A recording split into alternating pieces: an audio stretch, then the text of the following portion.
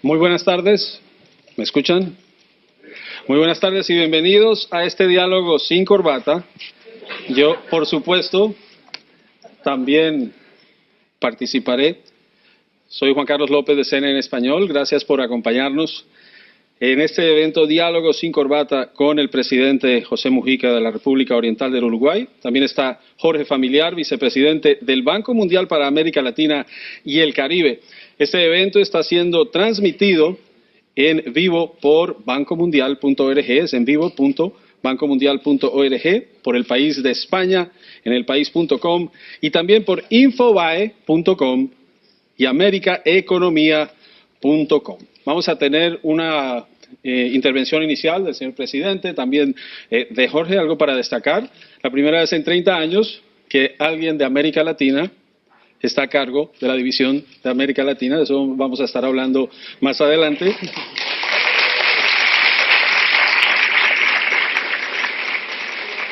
Pero como sé que vinieron a escuchar fue al presidente y a Jorge y no a mí, le doy la palabra al presidente del Uruguay, presidente Mujica. Buenas tardes. Buenas tardes.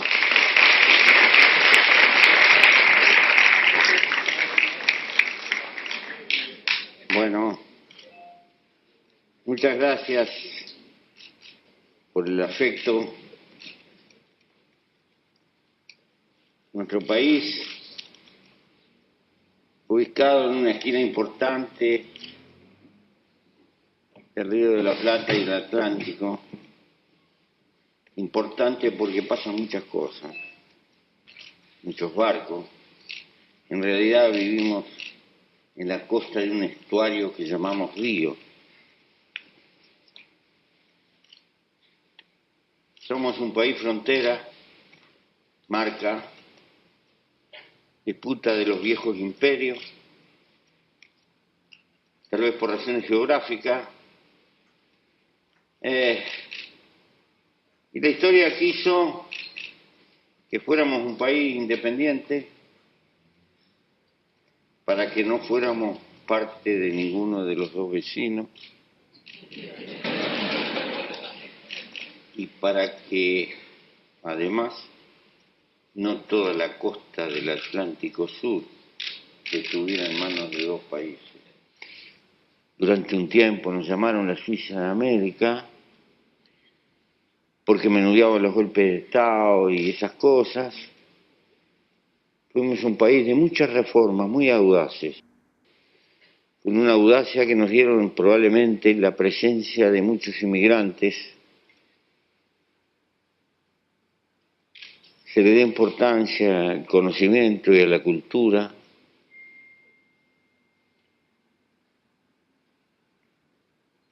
Hasta que la paz sobrevino en el mundo. Por supuesto, en cada una de las dos grandes guerras nos fue espléndido. Vivíamos como aves carroñeras, sin saberlo, a costa del dolor de otros, porque lo que vendíamos se valorizaba. Fueron periodos en que teníamos deuda externa al revés, nos debían. Por supuesto, nos pagaron todos.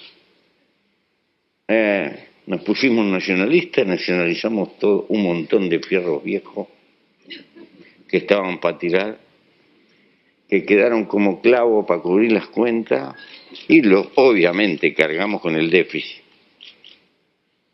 Pero vino el tiempo de posguerra, fue un tiempo donde CEPAL hacía análisis y recomendaba que teníamos que salir de ser productores primarios y industrializarnos de cualquier manera para vender valor agregado, bla, bla, porque lo que producía la tierra no valía nada. Y toda esa literatura. Hasta que llegaron hace poco los chinos y se les ocurrió empezar a comer a los tipos.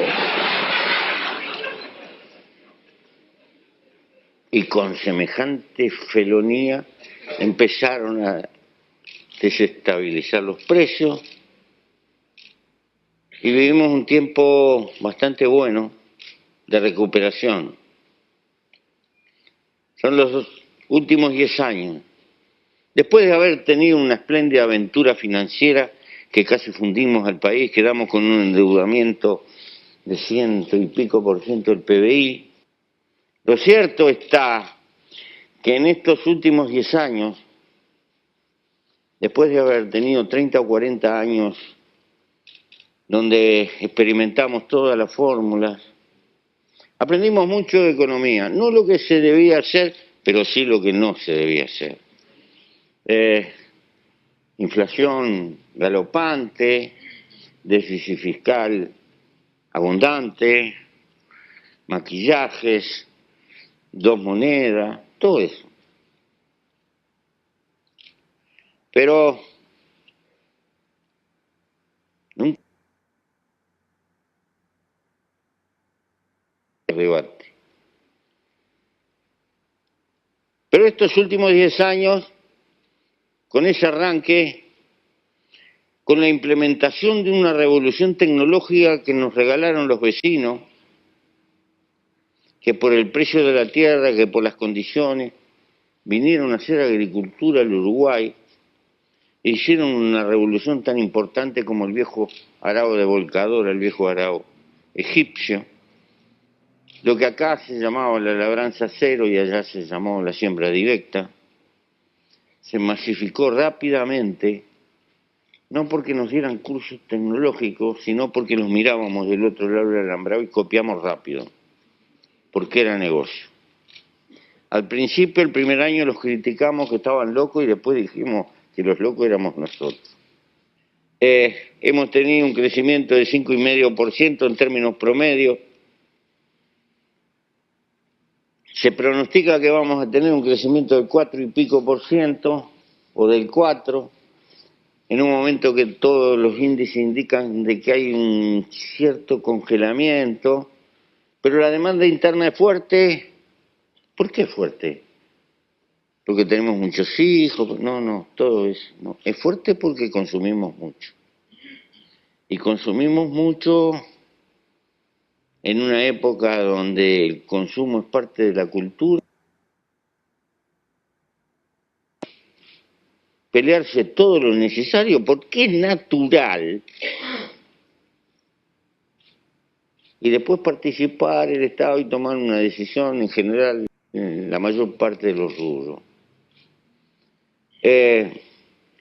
No es una fórmula jurídica que haya inventado esta generación, la inventaron nuestros abuelos, pero durante mucho tiempo no se respetó. El hecho está que esto vino acompañada con una política de formalización del trabajo. En un país que tiene 3 millones de habitantes aparecieron más de 300.000 puestos de trabajo nuevos y más de 300.000 afiliados nuevos a los organismos de seguridad. Esto todavía en esta década final, en términos promedios, creo que el salario, en términos promedios, el salario real subió un 54 y pico por ciento, pero los sectores de salario más bajo subieron más, algunos bastante más. Y a mejora social por un aumento del salario y de las políticas sociales. Tengo que resumir. El gasto público, 75% del gasto público son políticas sociales. Y quisiéramos poder hacer más, siempre habrá límite. Y tenemos problemas. Somos conscientes que somos el país de América Latina que distribuye mejor, pero no es mérito de este gobierno ni del anterior, es mérito de nuestra historia nacional. Siempre ha sido así. Claro que América Latina es el continente que reparte peor del mundo. Por lo tanto, los uruguayos somos algo así como campeones de cuartos. ¿Por qué? Porque nuestro sistema de reparto está en la cola de los países de Europa que reparten peor. Así que todo, nada de berretines, nada de creerse que sos campeón del mundo. Tenemos mucho que hacer. Pensamos que estamos en la puerta y en la necesidad histórica de dar un salto. Pero estamos como en una especie de frontera. Este banco ahora nos define como país de ingresos altos. Y entonces, como dice, ganás 100 pesos más y ya tenés ingreso alto y ya te empiezan a borrar. Por ejemplo, podemos perder 50 millones de exportación acá en Estados Unidos con esa frasecita. Quiere decir que no podemos venir para abajo tranquilamente. ¿Qué vamos a tener que mentir en la estadística? Porque si decimos la verdad, no, estamos ahí en la frontera, prendidos. Nosotros sabemos que tenemos que saltar a 25, por lo menos $25.000 per cápita, y es posible. Pero ¿por qué fue en el fondo este cambio? No es solo consecuencia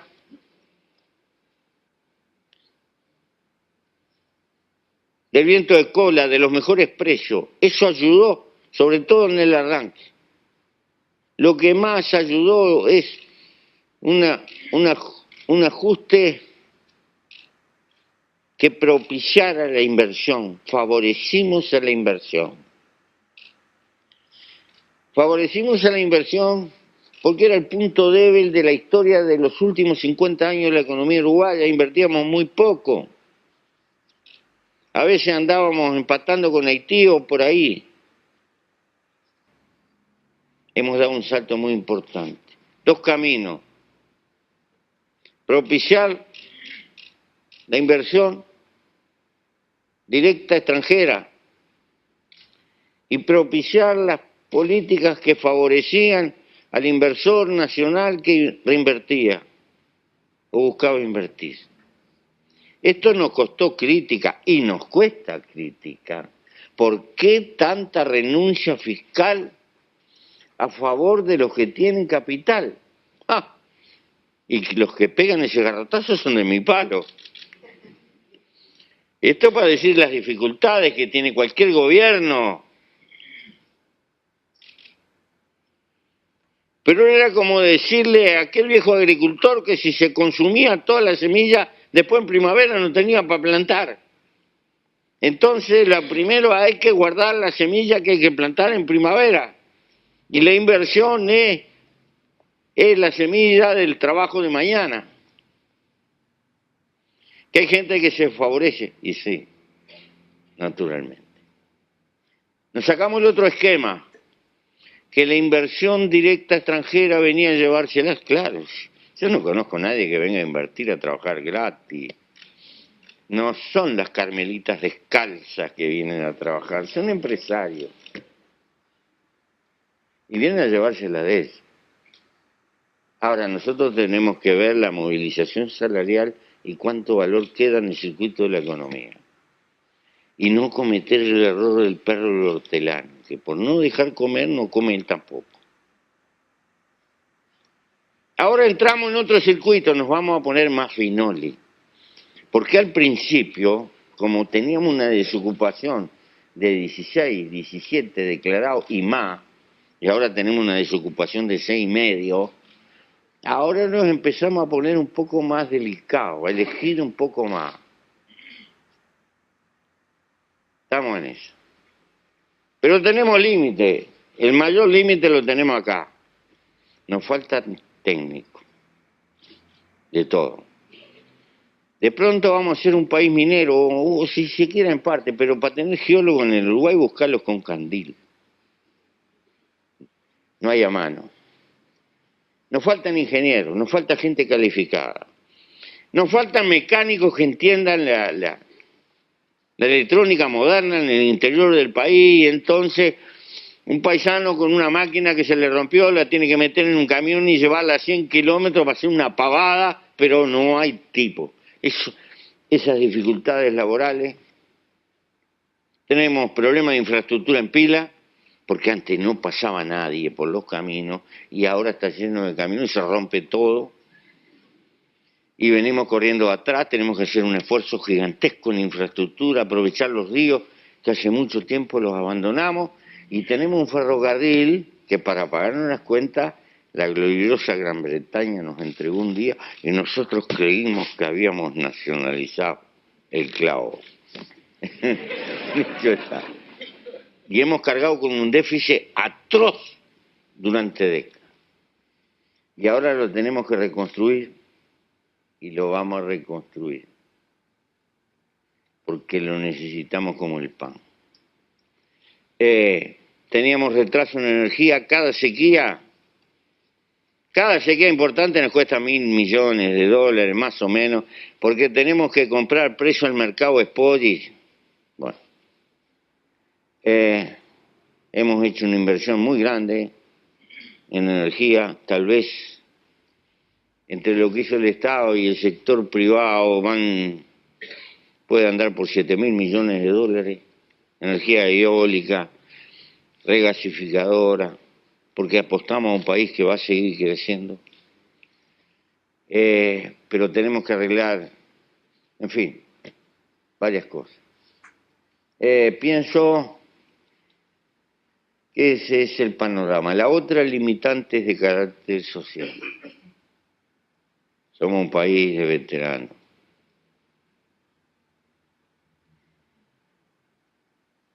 Tenemos pocos pobres y los únicos que tienen hijos son los bien pobres, en abundancia. Los sectores medios, como le falta el microondas, le falta esto, le falta... y se casan a los 30, 35 años, se le va la temporada de tener hijos. Estamos planchados, tenemos una tasa europea de reposición. Y ya no viene la oleada de migrantes. Consecuencia. Sociológicamente, si no multiplicamos mucho la productividad de las generaciones laborales de inmediato, las generaciones de viejos del futuro la van a pasar mal. Ese es un desafío que tiene. Este es otro factor que nos obliga a ser un país desarrollado. Porque de lo contrario, los más condenados son los viejos del futuro. Por eso creo que los próximos años tienen que ser de combate contra la pobreza y por la capitalización del país y por el desarrollo de la capacidad técnica del Uruguay. Confío, tenemos un sistema político que nos peleamos como en todos los sistemas políticos donde existe democracia. Tenemos toda la prensa en contra en el gobierno, pero tenemos la ventaja que nadie lee diario, no le damos mucha pelota.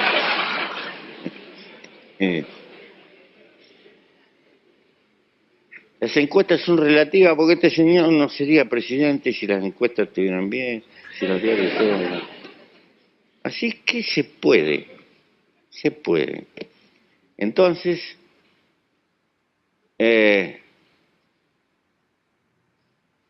lo mejor que tenemos es que nos respetamos en el sistema político, que no somos coimeros, no le andamos pidiendo coima a los que vienen a invertir, no somos corruptos, tenemos un sistema sindical, una única central de trabajadores, que es un orgullo. Para algunos puede ser una rémora porque es muy ideológica.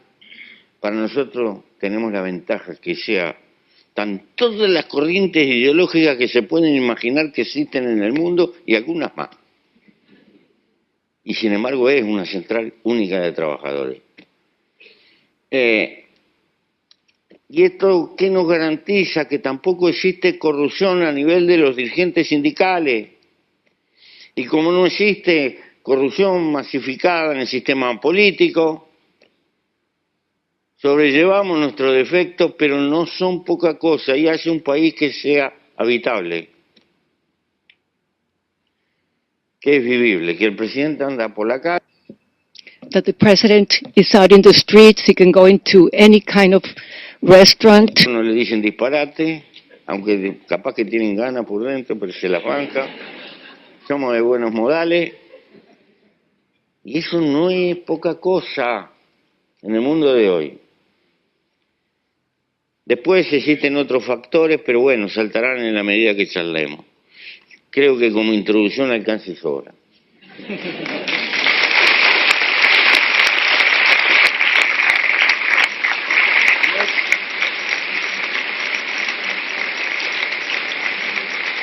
En el diálogo sin corbata también cambiamos el orden. Jorge Familiar, el vicepresidente del Banco Mundial para América Latina y el Caribe, le dio la bienvenida al presidente. Le dimos la bienvenida al presidente y ahora Jorge responde porque el presidente le dejó la tarea hecha. Pero ¿y qué puedo yo decir después de esto? Presidente, primero que nada, bienvenido a su casa. Es un gran honor tenerlo aquí. Sus palabras confirman algo que sabíamos, que el Uruguay es un país de dimensiones pequeñas, pero que ha producido grandes hombres que han destacado en el deporte, en las artes, en la ciencia, en la política, y usted es un claro ejemplo de esto. Y nos sentimos honrados de que esté aquí con nosotros. Lo que nos platica de Uruguay, creo, refleja bien la realidad hasta cierto punto de Latinoamérica de los últimos años.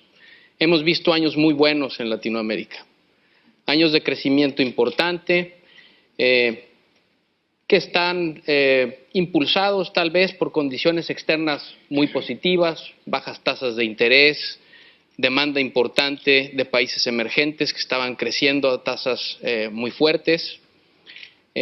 Y estas situaciones permitieron que hubiera un éxito que podemos describir como espectacular en la erradicación de la pobreza y en la mejora de prosperidad en la región. Por primera vez en la historia en Latinoamérica, la clase media supera a las gentes en condición de pobreza. Y esto es un gran logro. Ahora, como usted nos decía hace unos momentos, la verdad es que también nos emocionamos con poco, porque los retos que permanecen son enormes. El 40% de la población de Latinoamérica vive en condiciones de vulnerabilidad, ya no viven en pobreza extrema, pero están en una situación en donde ante cualquier sobresalto pueden regresar a una situación de pobreza. Y esto nos plantea retos enormes que ameritan una atención muy particular.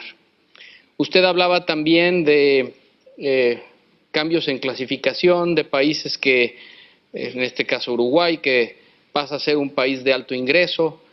Yo creo que esta es una situación que es prevaleciente y que al hablar de esta población en condición de vulnerabilidad es algo que claramente tenemos que tener en cuenta.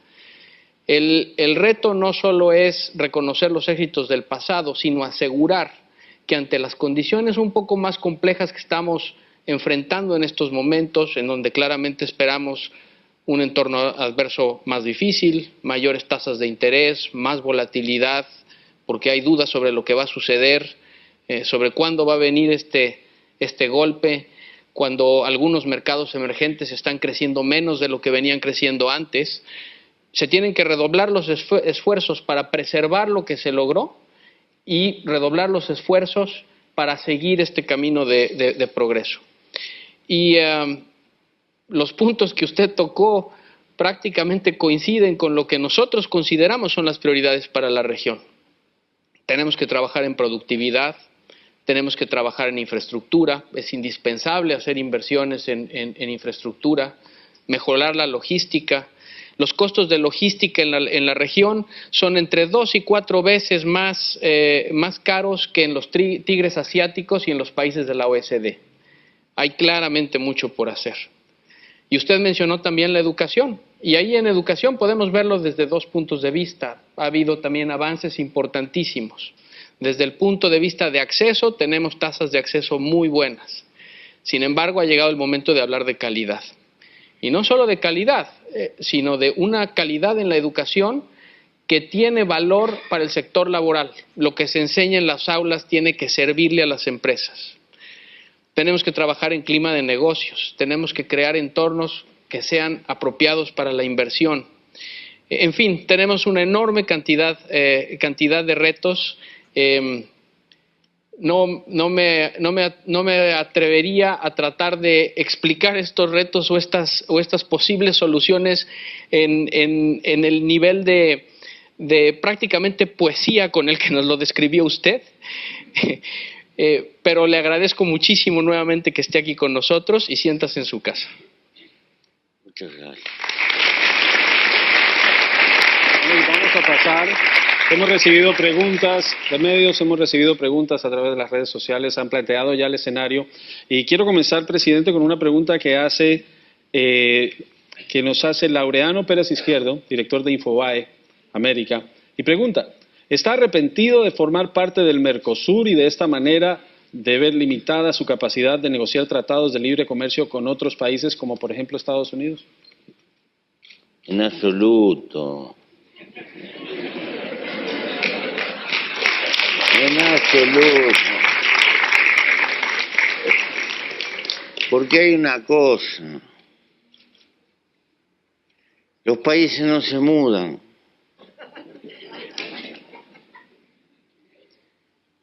Y primero que todas las cosas somos latinoamericanos.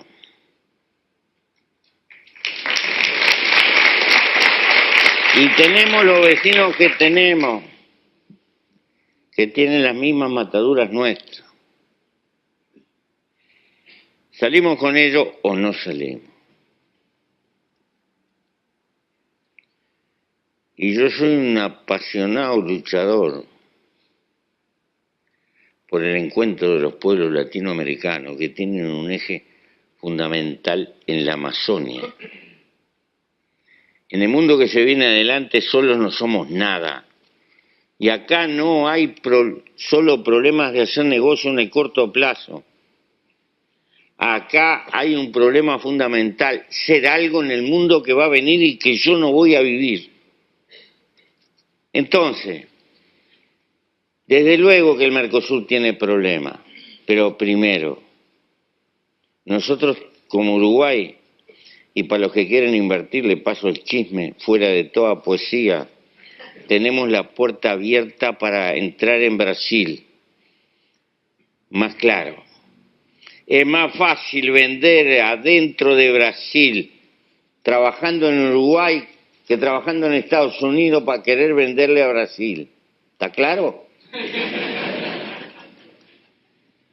¿Por qué? Porque sabemos que tenemos ventaja y preferencia. Y eso vale, porque Brasil va a ser un país de carácter continental, una futura potencia emergente, y el que no se da cuenta no conoce. No quiere decir que lo sea, y no quiere decir que no tenga problemas, por favor. Los problemas que tiene son los más grandes del mundo. Pero los recursos que tiene también son cuantiosos y están en juego. Somos un pequeño país, pero le vendemos carne a 100 y pico.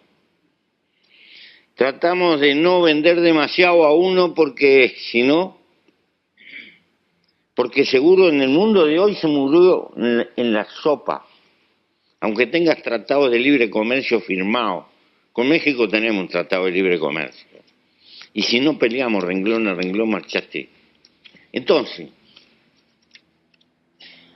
hay que salir de esa telaraña que uno cree que porque tiene un tratado de libre comercio está en la... No. Cuando tú entras en un mercado, estás compitiendo con algún interés que está instalado adentro de ese mercado, que te va a hacer la guerra en todo lo posible, porque es una competencia económica que hay. Y eso pasa con tratado o sin tratado. En la economía hay que pelear y pelear y pelear, y la diplomacia tiene que estar no para que los diplomáticos estén haciendo festichola de garrón a costilla del lomo de los pueblos, sino para que estén reprendidos y peleando y peleando y peleando. Esa es la que hay que hacer. Entonces, nosotros no nos vamos a pelear con los vecinos, pero siempre vamos a tener una pata afuera. ¿Está? Y la vamos a estar buscando por todos lados. Al mismo tiempo, ahora estamos discutiendo un tratado con Europa. Llevamos nada más que 10, 20 años discutiendo con Europa, no. Pero para entrar con las naranjitas en este mercado tuvimos 18 años peleando. Y ahora estamos vendiendo naranjitas en Estados Unidos. No costó nada más que 18 años, lo imposible cuesta un poco más. ¿Está? Bueno, a mí me van a criticar, porque ahora, vos que sos de izquierda, aflojaste con el imperialismo. No, hermano, no aflojé con nada. Estamos tratando de vender unos kilos más de carne, esto y el otro. ¿Qué querés?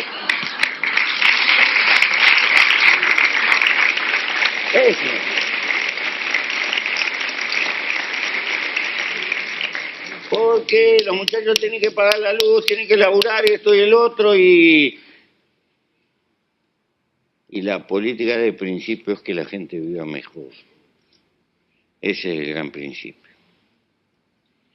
Entonces, bueno, por eso yo no me arrepiento, pero tampoco me creo la panacea. Ahora vamos a vivir una coyuntura media de definición. Si arreglamos o no arreglamos con Europa.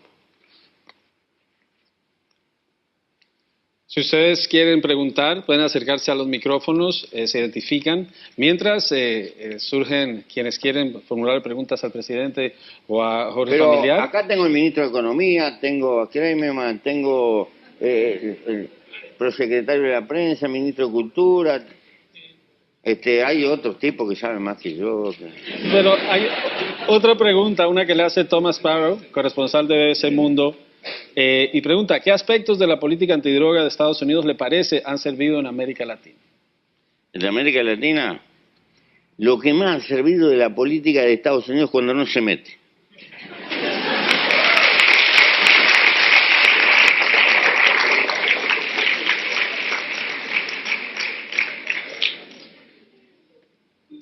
¿Su nombre y su pregunta? Buenas tardes, señor presidente. Mi nombre es Fermín Recarte, soy uruguayo, soy docente aquí en Estados Unidos y quería preguntarle, con su entrevista con Obama, si hablaron un poquito del tema de inmigración.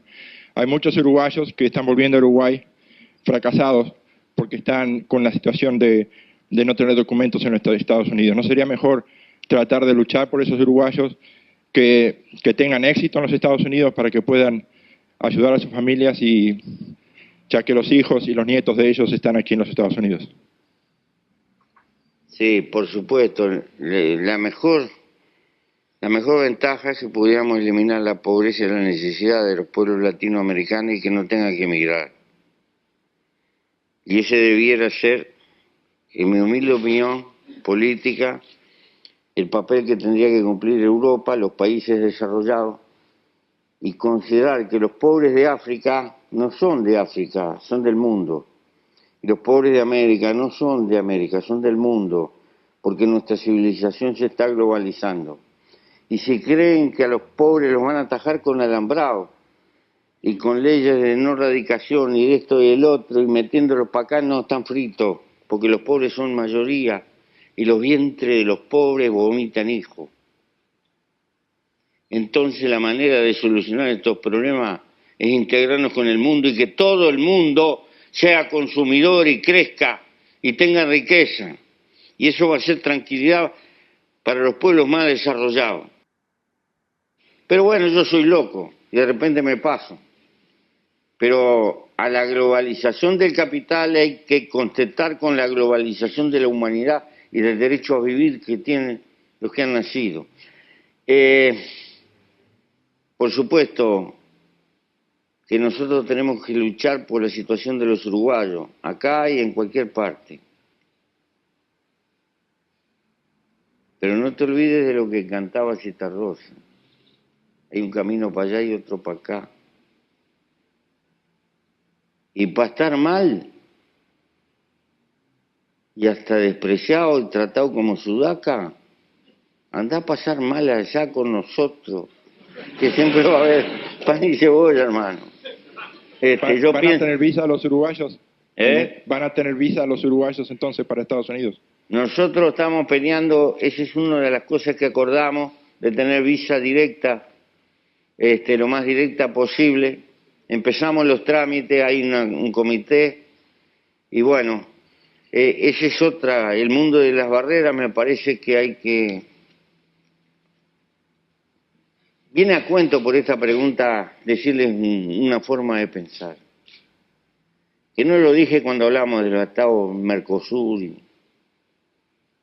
Yo no soy partidario de los acuerdos bilaterales crecientes. Hay 350 tratados de libre comercio y todo. Creo que ha sido un retroceso en el mundo el haber abandonado el camino de liberación de comercio a escala mundial.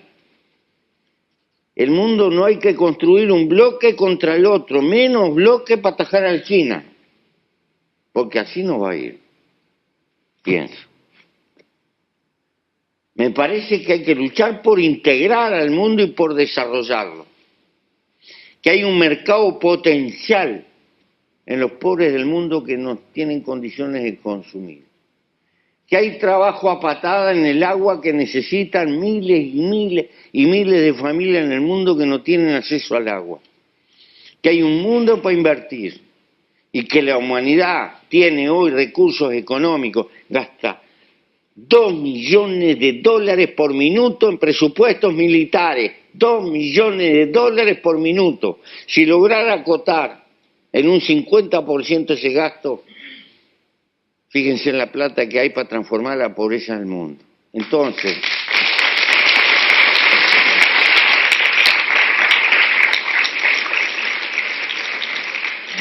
yo creo que estas son parte de la lucha que tenemos por delante, todos, y sobre todo los jóvenes.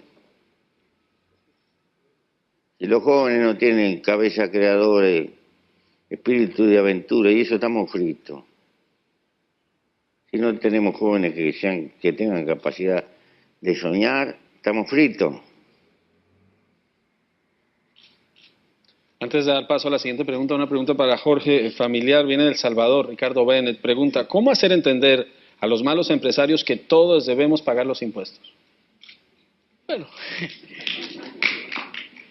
yo creo que es una pregunta oportuna. Pagar impuestos es algo que tiene que verse como que beneficia a todos.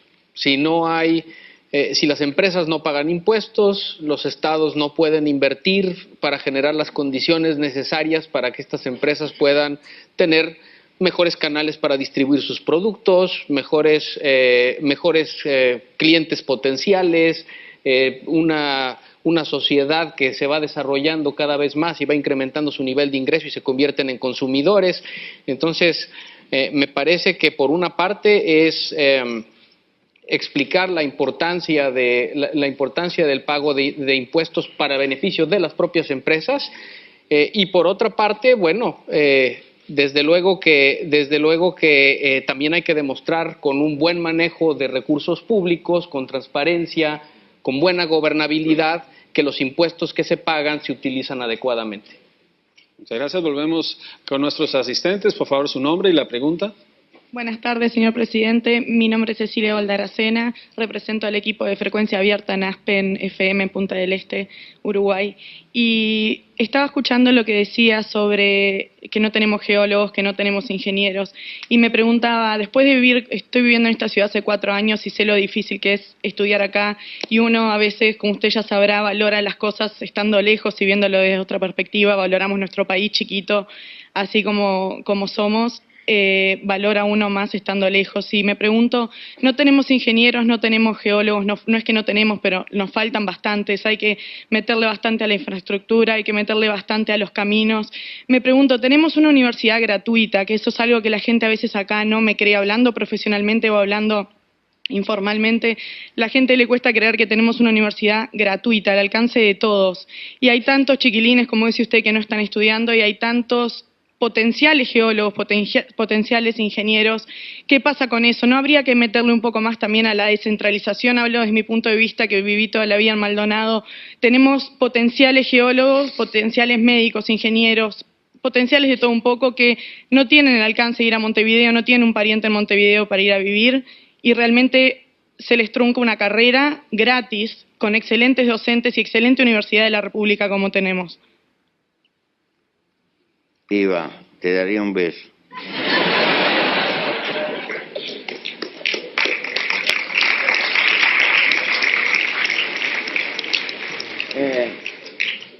Estamos empezando a racionar. La Universidad de la República está haciendo como 30 carreras fuera de Montevideo. Costó mucho, costó mucho. Es un país, casi 45% de la población lo tenemos en Montevideo y sus alrededores.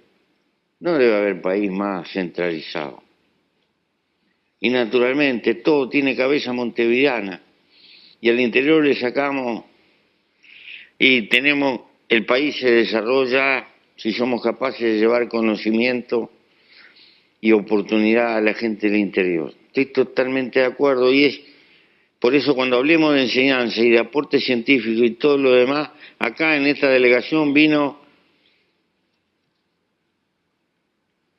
uno de los Quijotes que tenemos haciendo una nueva universidad tecnológica, gratuita, como son en Uruguay, pública, pero que tiene que formar carreras en el interior.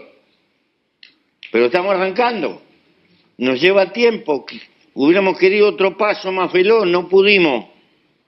Yo voy a seguir militando en política para eso, fundamentalmente. Cuando salga de la presidencia me van a tener que bancar por ahí, porque no me voy a callar, porque hay que masificar la enseñanza técnica en el interior. Muchas gracias, presidente. Gracias. Otra pregunta que nos llegó de medios antes de volver al pleno. Presidente, le preguntan de América Economía, muy interesante. Dice, producto de su sello para gobernar, su compleja historia de vida y de cómo logró sabiamente dejar atrás el rencor y el odio, ¿se considera el Mandela de América Latina? No, Mandela, no. Mandela rompió el molde. Primero que se bancó 28 años de cana y yo me banqué casi 14 nomás. No, Mandela juega en otra liga. Yo no tengo rencor porque no pude tener rencor nunca, no soy un tipo rencoroso. No es que no tenga memoria, pero no vivo para cultivar el pasado. El pasado me sirve para aprender cosas, pero siempre estoy soñando cosas para adelante. De las cosas que estoy soñando, ahora cuando me vaya a la presidencia, es formar en mi chacra una casa para formar gurises chacareros con el oficio de la verdura, de plantar acelga, hacer atado, aprender a vender tomate, etcétera. Lo que más sé. Me estoy planteando trabajos para viejo. No voy a ser un viejo de esos que salen por ahí a dar conferencias y cobran el caché. No seas malo. No me interesa la guita. Me interesa la gente pobre que tenga un oficio que le sirva para ganarse la vida. Y voy a tratar de hacerlo. No voy a cambiar el mundo con eso. No. Claro, el mundo da un laburo bárbaro para cambiarlo. Pero es un compromiso con la vida. Bueno, no puedo tener bronca. A veces me caliento, que es distinto. Tiro la bronca. Pasó la bronca y chao. ¿Está? Pero una vez luché por el poder. Y el poder en el sentido estratégico obliga a no tener rencor. Porque cada ser humano La alta política es ganar la mayor cantidad de gente posible. Y cada ser humano es un sistema planetario. En su derredor viven muchos otros seres humanos. Si definitivamente estás vomitando odio con el solcito que está en el medio, te perdiste la oportunidad de captar a los planetas. Y los que viven son los planetas. Hay que tirarlo para adelante. Por eso no cultivo el odio, porque no es redituable, además. Tampoco soy Mandela. Mandela, ya lo dije, soy el Pepe, un muchacho de barrio que se dio un juego y me tocó jugar este partido. Pero ustedes son... Me comí un montón de años de cana, pero no por vocación de héroe. Me lo comí porque me agarraron.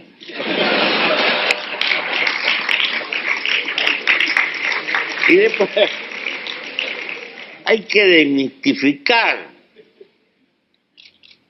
Y después que estás en el baile tenés que bailar y aguantar como un fierro y endurecerte. Yo no sé si es perder o no perder la ternura, como decía el Che Guevara, yo que sé. Tenés que tratar de salir vivo. Lo que tuve bien claro que iba a seguir luchando. Y lo que le quiero transmitir con seriedad a la gente joven, derrotados son los que dejan de luchar. Y el ser humano siempre se puede levantar y se puede caer 1000 veces. Pero no me estoy refiriendo a la política, me estoy refiriendo a todas las trampas que tiene la vida y que se te presentan por cualquier circunstancia. Hay que largar una lágrima, enjuagar la lágrima y volver a arrancar. Y si sos joven y la piba te pegó el esquinazo y no te da más,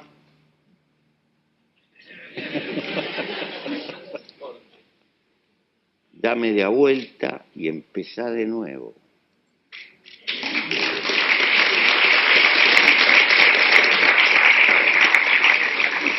Y si perdiste el laburo, luchá por conseguir otro laburo.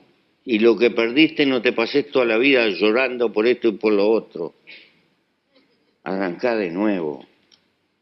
Y si tenés que rajar del país porque no hay seguridad, arrancá de nuevo. Y cuando puedas volver, volvé. Y volvé a arrancar. Y mientras estés vivo, siempre podés arrancar. Porque lo importante no son los resultados, lo importante es vivir. Y no se puede vivir bostezando, o odiando, o quejándose. Hay que vivir al tope porque la vida es un milagro. Muchacho, estar vivo es un milagro. No vale la pena no darle valor a la vida, que es la única cosa trascendente e importante para cada uno de nosotros, pero no nos damos cuenta del valor que tiene. Y creo que vivir, la diferencia que tenemos los seres humanos al resto de los bichos vivos, es que tenemos conciencia y hasta cierto punto podemos manejar, hasta cierto punto, manejar el rumbo de nuestra vida. Y si bien la vida la vivimos y la podemos padecer, también la construimos, pero también la podemos destruir. Eso es responsabilidad de cada uno. Y para esto no hay receta. Pero cada uno se lo tiene que plantear porque es responsable de su propia vida. Y vale la pena pecar por ser bueno, por no joder a otro. Y que te consideren que sos bobo, no importa. A la larga vas a tener satisfacciones adentro. Porque algún día te tendrás que mirar en el espejo y te tendrás que decir quién soy. Gracias.